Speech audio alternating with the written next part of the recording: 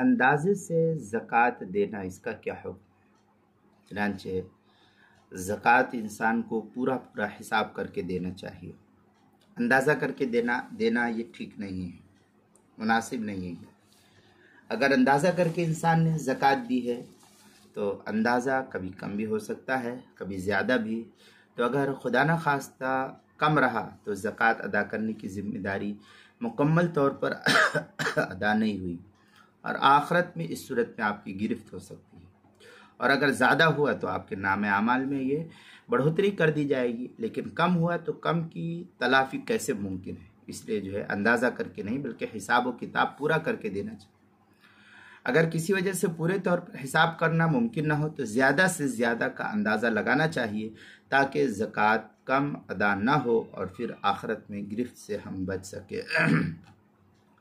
چنانچہ اس سلسلے میں کیا نام ہے، فتاوی عالمگیریہ میں ہے، وَمَنْ كَانَ لَهُ نِصَابُ فَاسْتَفَادَ فِي إِثْنَاءِ الْحَوْلِ مَا لَا مِنْ جِنْسِ ضَمَّهُ إِلَى مَالِهِ وَزَكَاهُ سَوَاءٌ كَانَ الْمُسْتَفَادُ مِنْ نُمَائِهِ۔ اس طریقے کی عبارت فتاوی عالمگیریہ پہلی جلد صفحہ 175، کتاب الزکوٰۃ فتاوی شامی جلد نمبر